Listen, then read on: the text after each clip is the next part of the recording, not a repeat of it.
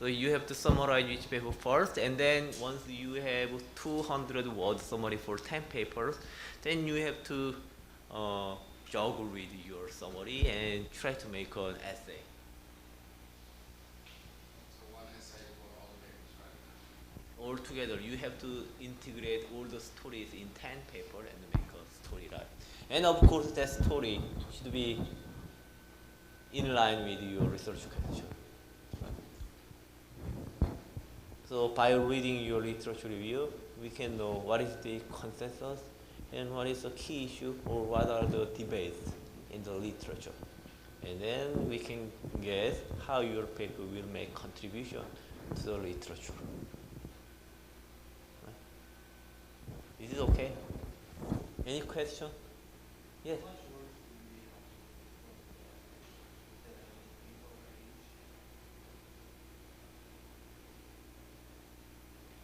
Okay, I think anyway you wrote down 200 word and 10 papers, so anyway you wrote down 2,000 word essay already, right? And then if you transform that one to the storyline with an essay, I think that also should be like a 2,000 word or something, I guess. And you want to maximize, okay? You want to recycle as much as possible, right? Anyway, yes, Kevin?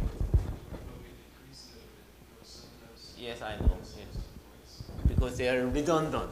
Some content redundant. Yeah, I understand it. Yeah. But thing is that you can actually increase the content actually, because in the previous summary, it is just summary. There is no your thought. But now when you write down your essay, you have to write down your thought first. You make argument first, and then add citation. So might be it can become longer, possibly. We can reduce redundant content, but instead you add your thought. So it can become longer or shorter. It depends on your style. Any other question?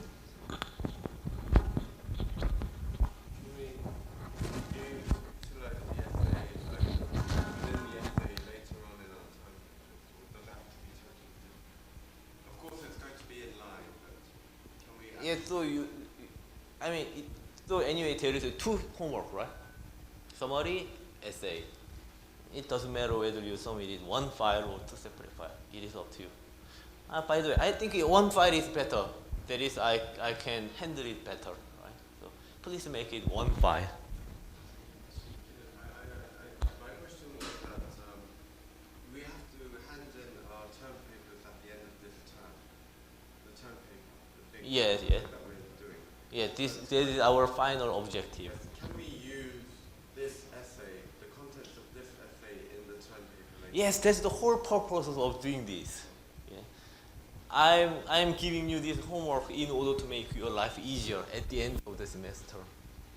Yes, Richard? Did you already include all the research questions? Because I find them. Yes, anyway, I think I approved everyone's research question because I don't want to drag you further with your research question, because anyway you have to do research review and everything else in order to get the grade. So I don't want to be too picky about your research question at this stage.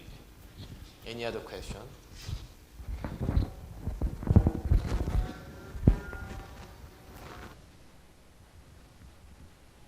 Okay. Okay. So this is again data. So we have data for yield. No, we have zero coupon bond price, and from this price we can calculate the yield to maturity of each bond. So these are the basically data. Okay. This is data, and then this is model setting. So delta is 0.5. So time step in our model is 6 months. 6 months, and if we want to develop more sophisticated model, actually the delta becomes shorter and shorter. But for the timing, we are calculating derivative with size of step 6 months. And the face value is $100, okay, following the paper, textbook. So let's say we have interest model. Current interest rate model for short-term interest rate, okay, short rate. So basically we want model this one, okay. So currently it is 1.74%, but 6 months later, I don't know. We don't know what would become 6 months later. Okay, but our interest rate analysts come up with an interest model looks like this. Two scenario. Interest can either go up or go down.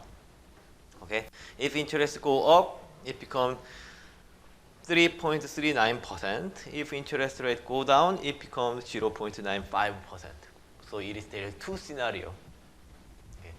And then suppose we are interested in the dynamics of bond price maturing in 1 year. Of course, we know what is the bond price, zero coupon bond price maturing in 1 year, which is this one, 97.8925, right? But 6 months later, maturity is 1 year. So 6 months later, it becomes a 6 months year bond, right? 6 months zero coupon bond maturing is 6 months, right? It is 1 year bond, for 6 months later, it becomes a 6 months bond. And we don't know, okay, what will be the price of the 6 months bond 6 months later, okay, which is 1 year bond 6 months later, basically. Okay. So, but since we have interest rate model, basically we know what they will be at 6 months later. Okay. So when interest rate is 6 months rate is 3.39%, then of course we discount $100 face with B7, this rate, delta 6 months, so price is $98. When interest rate is this one, again face value multiplied exponential B8 delta. So we have this one. So okay, we know when interest rate is this one, 6 months bond price is this one. When interest rate is 6 months bond price is this one. And let's say it is called risk neutral probability. Probability of this one, okay, let's do one by one.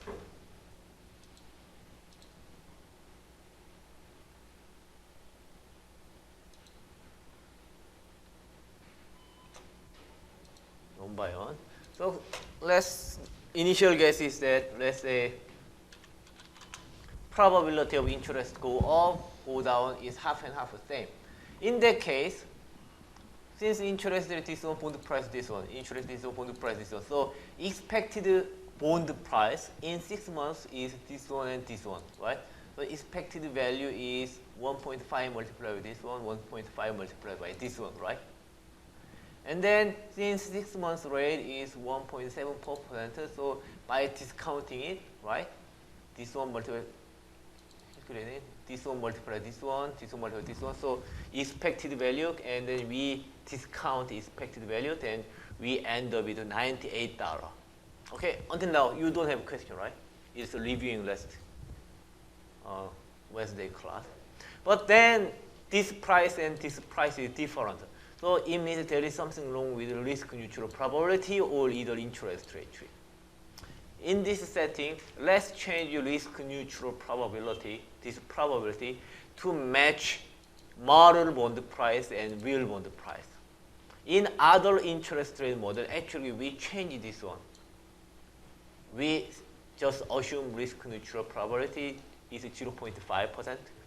No, 50%. But instead, in other model, we change tree itself. But for this one, let's just change risk neutral probability. Okay, so we set the pricing error. Pricing error is a difference, square difference between real price and model price. And we want to change risk neutral probability in order to make pricing error 0.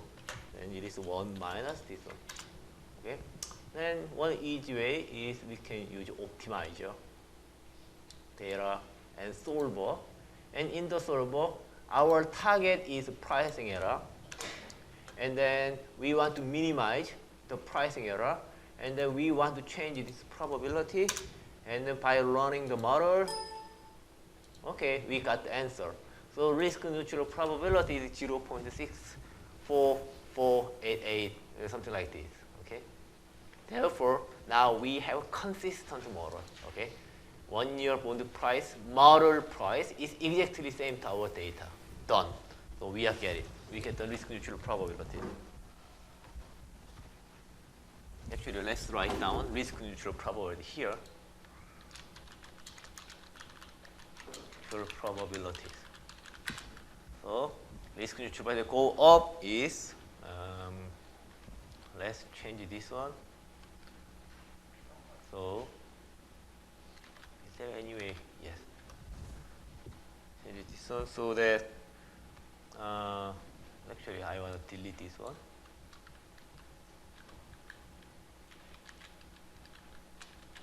Okay.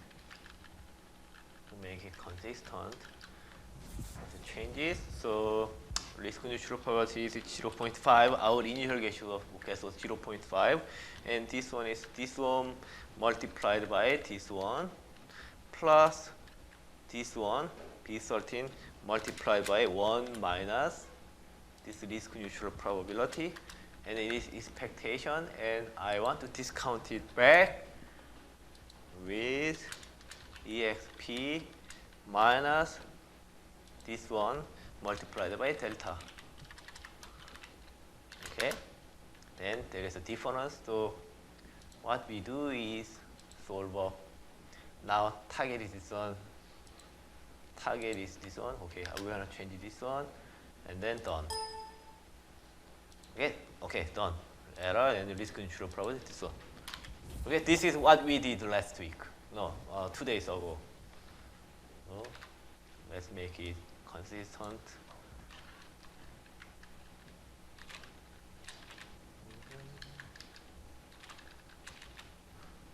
By the way, if you, again, there is a link to our class webpage, so you can watch this spreadsheet in real time.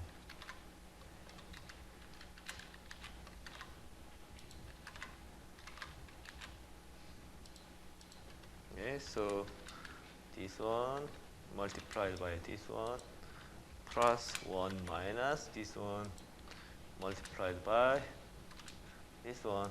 This is expectation, and then discounted with exp. This is, I'm stupid. I'm just.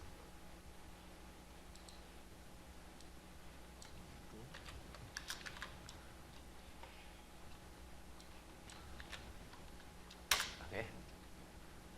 Good. Okay. Yes. Do you have any plan to upload this file on the website? Upload this file. Yeah, so that we can review. Yes, it is already there. You can watch, you can read this in real time. It is a clouding, convenient Google clouding service. 2 students are looking at this file. Who are they? Okay, you and, yeah, those students are looking this page in real time. I see. Okay, so one suggestion is if you have a laptop, you can bring it to the class, and you can take a look at how I develop spreadsheet in real time. Okay. Any other question? So is it okay? This is a very important part, and if you are confused at this stage, you cannot understand everything from now on. Okay? We will use this technique over and over, this way, or this way, over and over. So you have to completely understand this part. The most important part of this semester. Okay? Any question? 이해했나? 이해했어? 하늘 학생? 뭐가 어떻게 되고 있는지 알겠나? 아, 모르겠어? 내가 정말. 아니, 모르면 질문을 하라고. 에? 내가 물어봐서 알겠냐? 그러면 모른다고 하면 되잖아. 어? If you cannot understand it, say you cannot understand it. Okay? Okay, which part is hard?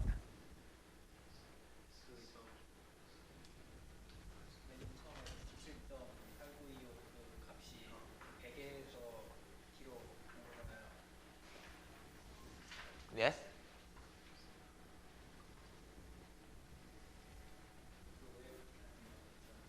애당초 이걸 모르겠다. 이게 무슨 말인지. 이 표가 무슨 말인지 모르겠다. 아, 괜찮아요. 사실대로 이야기. 네. 이게 채권 가격이야. 그거를 저거는 수정을 한 거잖아요. 확률. 자,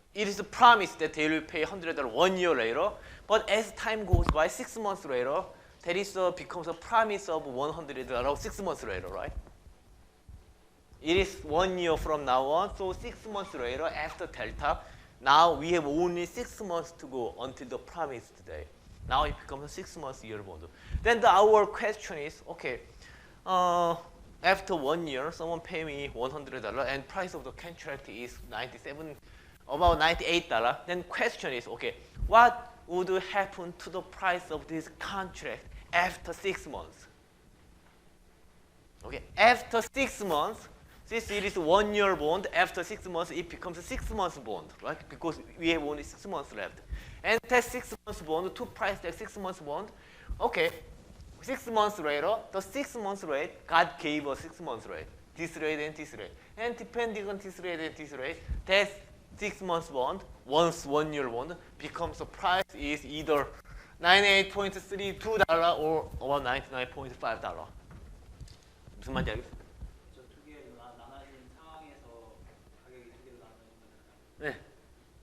근데 제가 알기로는 저 97.896 거기서 그게 올랐을 때 확률이나 내려갔을 때 확률에다가 올랐을 때 수익률, 내려갔을 때 수익률 각각 곱해서 6개월짜리 가격을 받는 걸로 알고 있는데 아니, 6개월짜리 가격은 6개월 후에 받는 돈을 디스카운트해야 6개월 가격이 되지.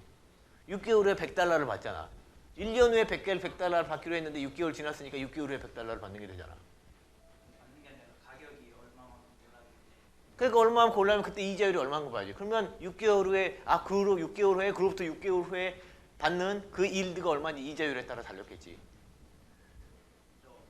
올랐을 때 수익률이 3.39%라는 거예요. 그게 아니라 수익률이 3.39%라면 본드 프라이스, 그게 사실 똑같은 말인데 약간 인과관계가 다른 거지.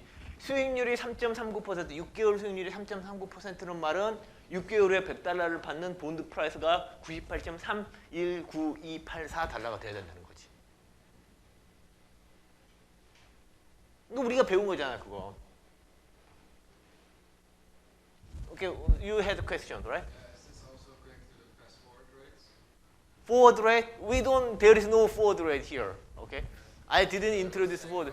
Like what's 1 year? We're calculating here what half year.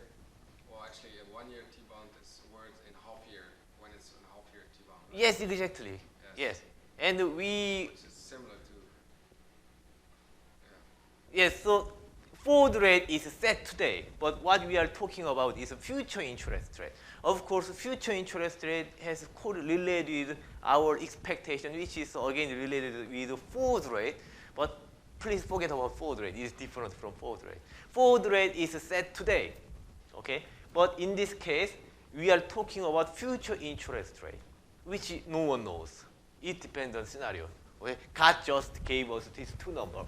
Future interest rate either $3.39 or 0.95, 5%, or 3.39%. Yeah, any other question? 또 질문. The risk neutral probabilities means the probability of become a 3.39 or 0.9.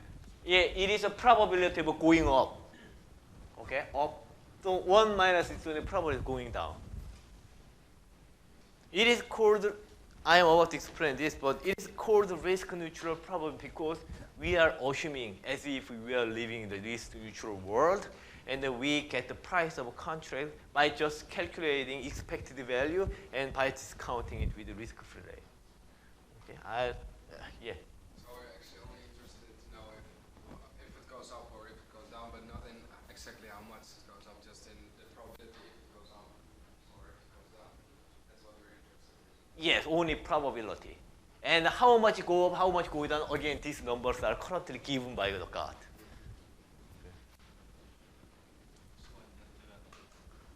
So if it's below 50, above 50%, then it's going up, and below 50%, it's going down.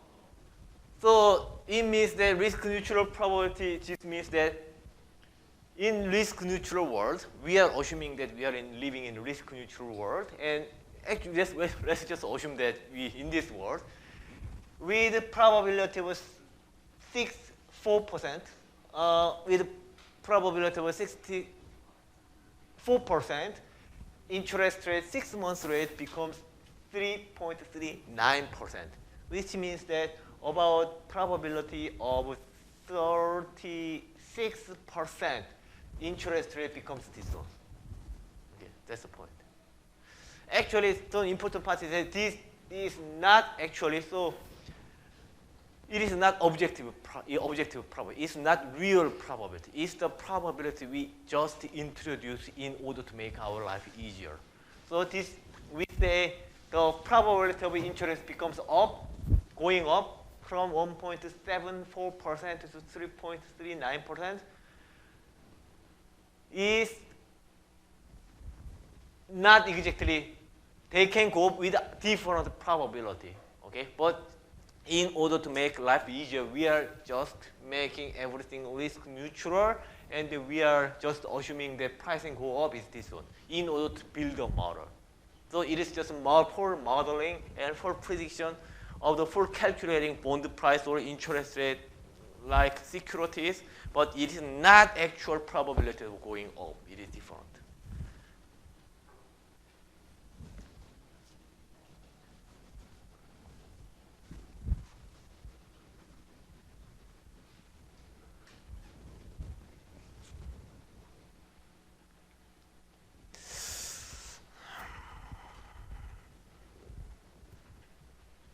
I'll explain that one shortly. Okay. Okay, any other question? So again, the idea is simple. We have data, we have interest rate model. From interest rate model, we can calculate the bond price, but then we have two bond price, and then we want to get the expectation of bond price and discount it back. It is a model bond price, and we want to match this model bond price and real bond price. And then in order to match it, we change the probabilities. Okay? By changing probability of going up, we can match these two numbers. Well, that's the way of making our life easy, but actually they are not actual probabilities. It is not actual probability of central bank raise interest rate. Okay, any other question? No, no. 무슨 말인지 알겠나? 질문 있어?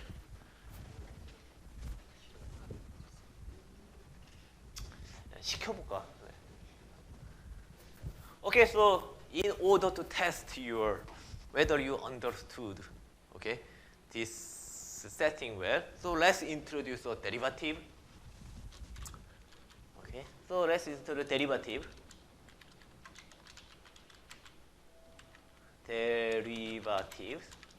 Let's introduce strange derivative such that let's say strike price is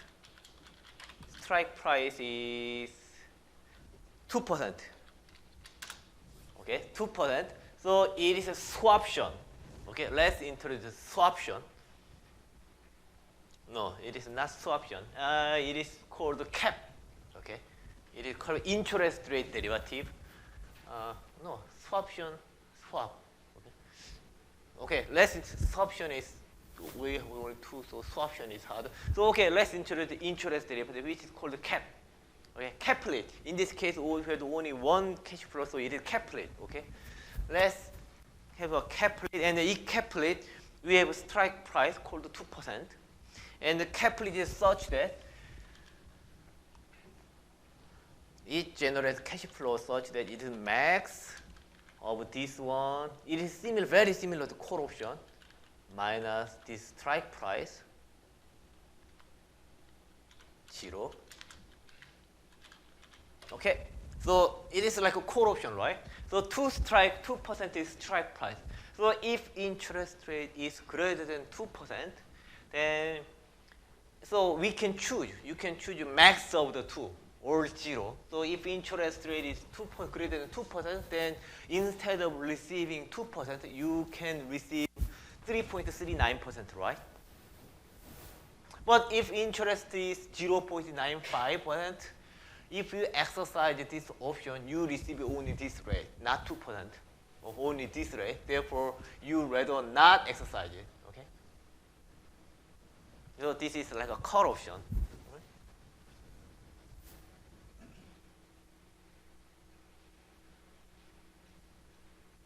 In this case, what would be the value of this derivative? Do you have any guess how we can calculate the value of this derivative?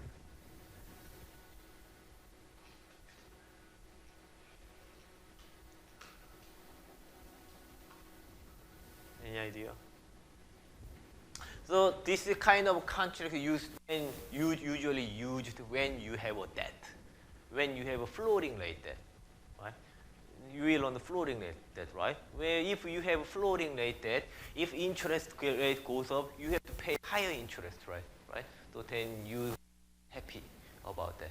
So in order to ensure that kind of situation, you can buy this kind of caption, okay, caplet. This is called caplet.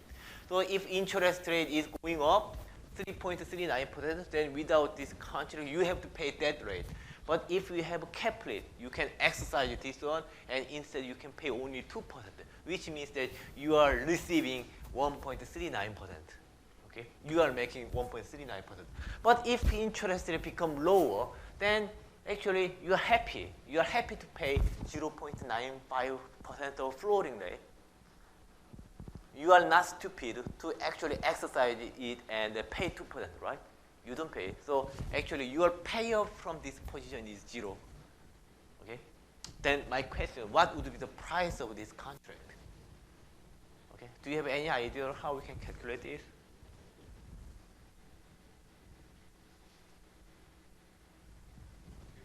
Probably calculated by calculating the expected values with the probabilities that we. You mean this one? Yes. Yes.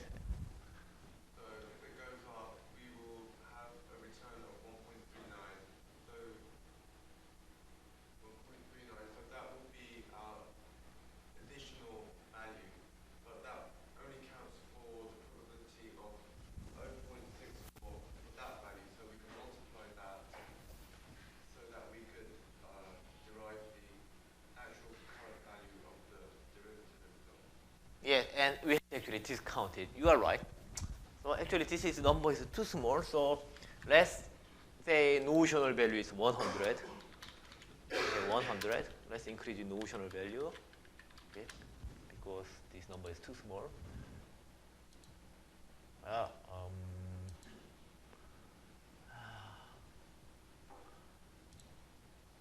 No.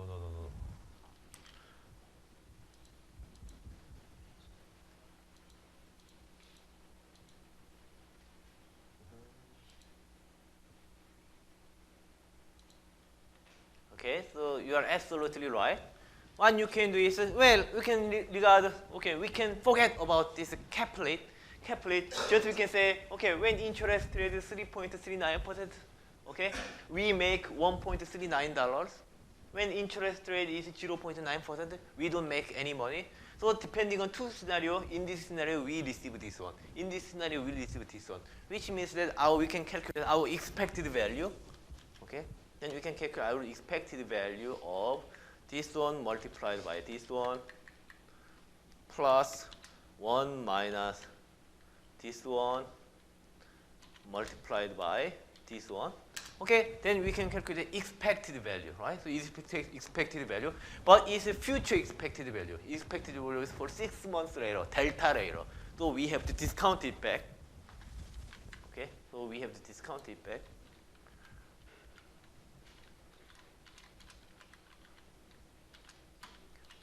Delta multiplied by, and the current interest rate is this one. 6 months rate is one, we discount it back. So this is the price of this derivative. So easy. That was, your calculation was based on the fact that the derivative has no cost. You don't have to put additional. No, this is the price of the derivative. So if you want to have this kind of insurance, you have to pay this one. Then you have insurance, which means If that is the expected expense that we have to pay, yes. then don't we have to calculate the downward probability as well within the formula? yes, I just calculate downward property. When this is 0, it is 0. So this 0 multiplied by 1 minus this one is 0. So actually it is already there. Yeah. So I calculate expected value and discount it back. So this formula is exactly same to actually the way we calculate bond price.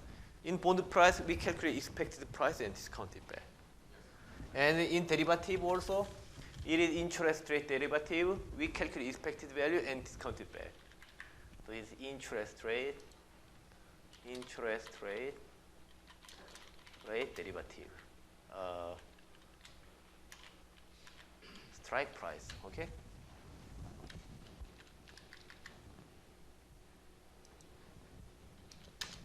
So this is the cap rate. So in case of a swap, okay? In case of swap is a fixed rate, right? So if think about in case of swap, then swap is just, let's say swap rate is again 2%. So if you have a floating rate contract, you pay tomorrow, you will pay either this one or this one. But if you have a fixed fixed bond, suppose you pay 2%, then suppose we want to change these two contracts and we are interested in the value of this contract with notional value 100, then we can easily also calculate it when interest is 3.39%, okay? Suppose you receive a floating rate and you pay fixed, then you are basically making this amount, right? In case of swap, okay, this notional value. Let's say this time notional value of swap is 1 million. Okay. Let's say 1 million, okay? 1 million, and then if interest rate go down, then it means that you have to now pay this amount, right? Because now interest rate become lower but you have to pay fixed, you receive floating and you receive fixed. So therefore, while you just receive 0.95%, but you have to pay 2%, but you pay more, right? So in this case, the value of this swap contract with notional value $1 million is about $5,000. Right? Do you know what I'm saying? It doesn't matter, okay? So now it is not strike price, it is swap rate. So when swap rate is 2%, so when swap rate is 2%, it means that the value of this contract, from your perspective, who pay fixed and who receive floating, the value of this swap contract is $5,000.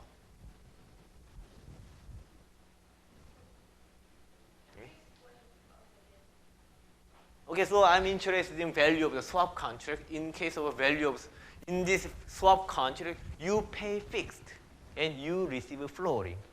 Okay, and swap rate is 2%. It means that you pay 2% in every case, in every scenario. Okay, and God gave us two scenarios. Okay, so when interest rate is 3.39%, okay, then you receive 3.39%, but as a you have to pay 2%, right? Which means that you are making 1.39%, but notional value is million. To multiply, you are making this amount of cash. But if interest rate goes down, well, you have to pay 2% again, fixed rate. But now, floating rate is 0.95%, so this time you have to pay money, okay? And then so depending on scenario, in this scenario you make this money, in this scenario you lose this money. So in this you can get the expectation of this one with the neutral probability and discount it, then the value of this swap contract is $5,000. So you are in advantage position. You are advantageous now. Okay? So it means that this swap rate is definitely not fair. Usually when we enter into the swap contract now, we usually make this one make 0. So the floating and fixed has to be fair. But anyway, in this case, the swap rate is maybe set sometime before, and this time we are making this amount. Okay.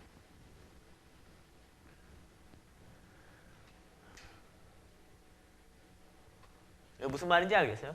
네. 제가 무슨 말인지 알겠나? 박영주 학생 무슨 말인지 알겠나?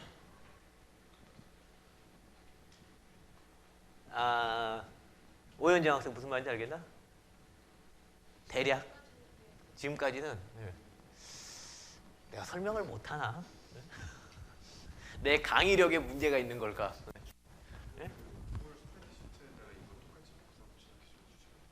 아니 지금 구글 스프레드시트 하고 있잖아. 아 아니구나. 오케이. I'm sorry. Okay. I thought I was using Google Spreadsheet, so I can copy. Okay.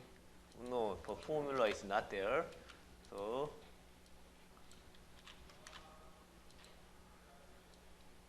okay, I have to use Google Spreadsheet always. And then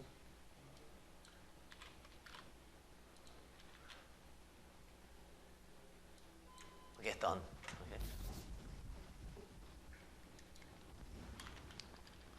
So I mean that's why this method is so powerful. With this simple model, we can calculate the swap price, we can calculate complete price, and then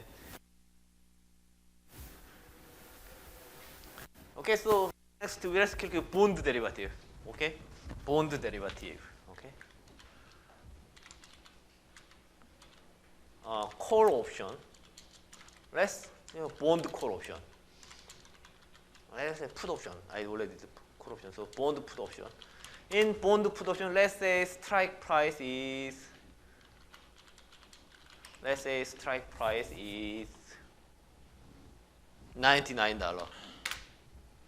Okay. In bond put option, since strike price is $99, so in scenario 1, when interest rate goes up, what would be the value of this bond put option? Do I make money or not? Eh?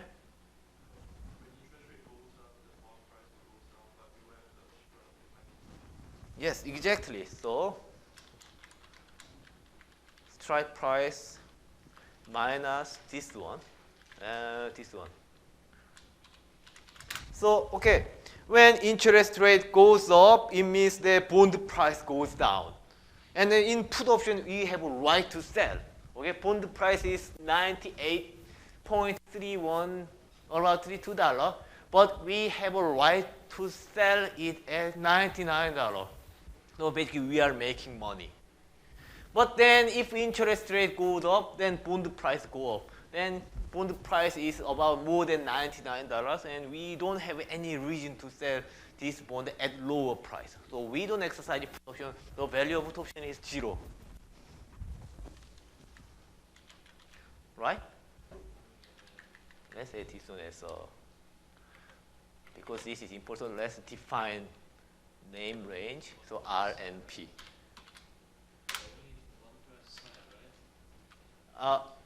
Just a moment. And then this is let's say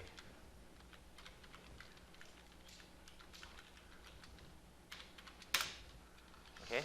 Beg your pardon? You said it's worthless unless only when one price is higher than the put option. Yeah, that's the definition of put option. Put option is right to sell. You have a right to sell the bond at $99. Okay? And so when bond price go down, which means interest rate go up, well, you can sell at high price, so you are making money. How much? By the difference between $99 and the low price.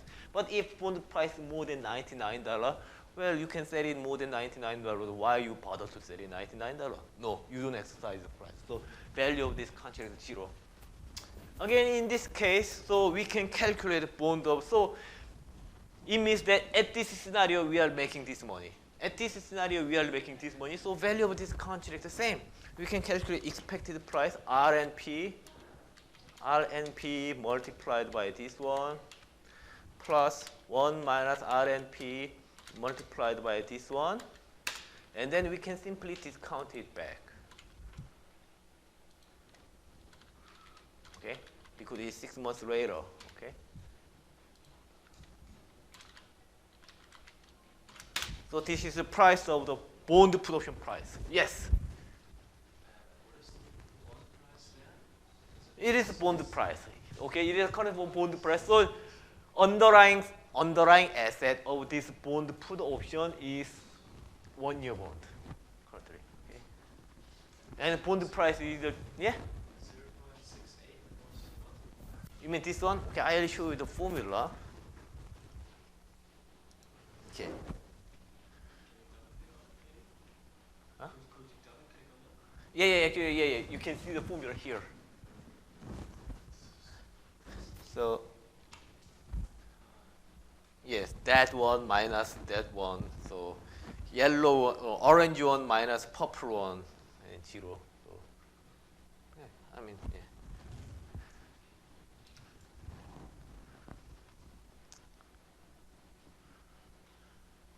So this is definition of put option again. Put option is right to sell. You can sell bond, whatever happens, you can sell bond at $99, whatever happens. So if you have a put option, if bond price is low, you are basically happy. Okay? Because you can sell it higher price than market price. So okay, so let's think about very crazy option, okay? Okay, crazy option. A crazy derivative. Okay, let's think about very crazy derivative such that it is a very strange price, so that it pays sine, cosine, exponential, tangent of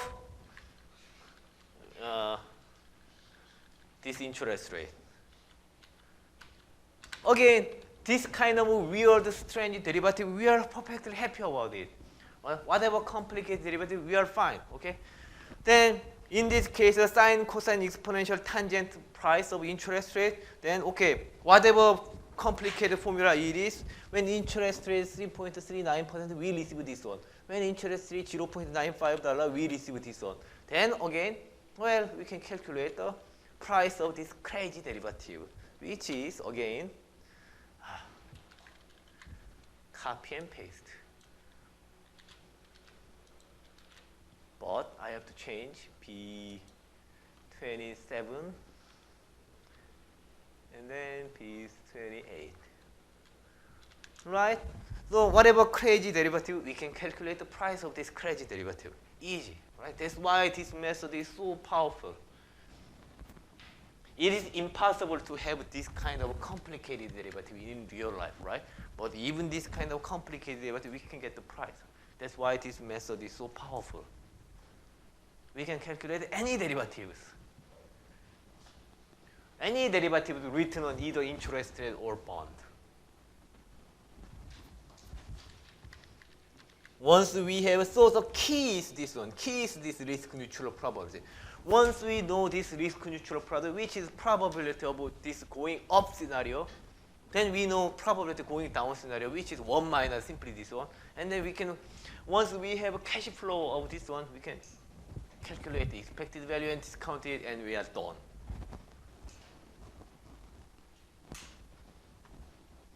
And then we have arrowed blue securities. Okay.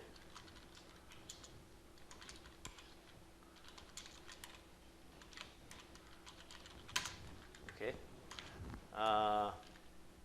I don't think we have enough time for arrowed blue securities, so we will cover arrowed blue securities next class. Okay. Okay, any question about what we learned today? Okay, I'll explain. So there is a different way of understanding this one, and I will explain this one next class, next Wednesday. But still, it is very important to know what is going on here. If you have time, please read the book. You have a book, right? And go to chapter 9 and read one by one. And I think you can understand it better. Yeah, yes. What is your question?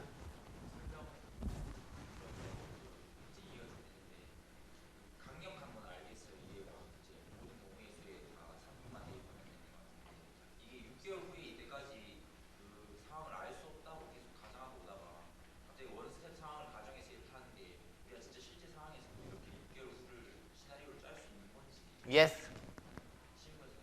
Yes, so as far as we have this one, we can calculate everything, right? The key is actually this one and this one. Well, it depends on model, like Hohenly model or like HJM model or whatever. It depends on model. So if we use interest rate model, we can generate a tree. From tree, apply. Once we have a tree, then we have a bond price. And then from bond price, we can simulate bond price. Of course, we need we have to simulate risk neutral probability too, and then you can calculate. After that, we can calculate everything else by iterating this one. So in real life, this is the method used in real practice in investment. But in real life, actually the tree is more complicated. We have just two scenarios, right? In real life, there may be 100 scenarios, something like that. But that is okay. If there are 100 scenarios, we can iterate this one further. Okay? We are just iterating this method over and over in real life. Mechanics is exactly the same. Yeah. Yes, we will cover multi-period model shortly, and I'll give you homework about that, and you will develop your own interesting model shortly with R. Don't worry, I'll give you homework about that. Like 100, it is just one step. I'll make you develop like 100 step tree shortly. Don't worry. So it's just one step. But again, 100 steps, 1,000 steps, it doesn't matter. It is just this method over and over. Any other question?